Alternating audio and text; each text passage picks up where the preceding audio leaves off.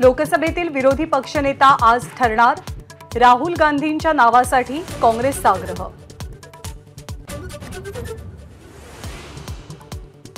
रवींद्र वायकरांना खासदार पदाची शपथ घेऊ देणार नाही, शिवसेना ठाकरे गटाच्या खासदारांचा इशारा।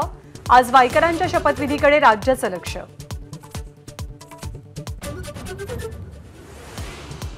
भंडाऱ्यामधल्या शासकीय कार्यक्रमाला देवेंद्र फडणवीसांना आमंत्रणच नाही, तर राष्ट्रवादीच्या नेत्यांनाही डावलल्याचा आरोप।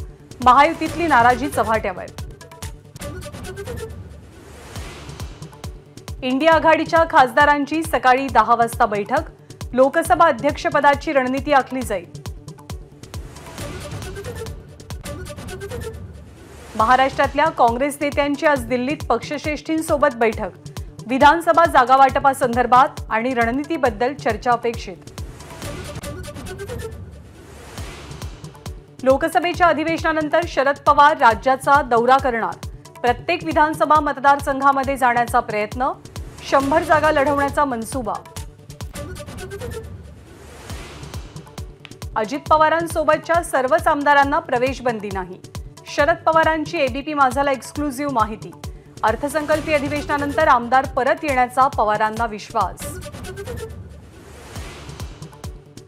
लातूर नीट पेपर फुटी प्रकरणी दुसरा आरोपीही अटकेत, पोबारा केलेल्या संजय जाधवच्या लातूर पोलिसांनी मुसक्या आवळल्या। पोर्शे कार अपघातात मृत्युमुखी पडलेल्या तरुणाच्या कुटुंबियांनी घेतली मुख्यमंत्र्यांची भेट, दोषींवरती कठोर कारवाई करण्यात येईल, मुख्यमंत्र्यांचं आश्वासन। राज्यातील सरकारी कर्मचाऱ्यांना 1 मार्चपासून सुधारित पेन्शन लागू, राज्याचे मुख्य सचिव नितीन करीर यांची माहिती। केंद्राप्रमाणे 4% महागाई भत्ता त्वरित मंजूर करणार। सारथी, महाज्योती आणि बार्टी संस्थांशी संबंधित पीएचडी धारक विद्यार्थ्यांचं आंदोलन रात्री मागे, मुख्यमंत्र्यांच्या आश्वासनानंतर आंदोलन स्थगित।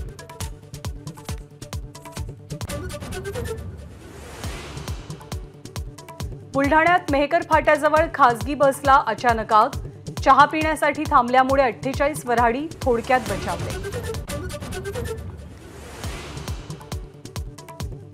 आज अंगारकी चतुर्थीनिमित्त गणेशाचा गाभारा सजला, मुंबईतल्या सिद्धिविनायकाच्या मंदिराला आकर्षक सजावट, गणपतीपुळ्यात भाविकांची गर्दी, तर पुण्यातल्या दगडूशेठ हलवाई गणपतीला सोन्यानं मढवलं।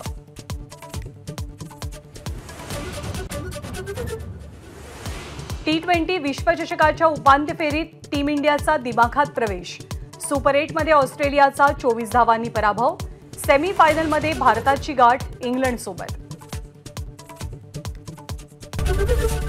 एबीपी माझा, उघडा डोळे बघा नीट।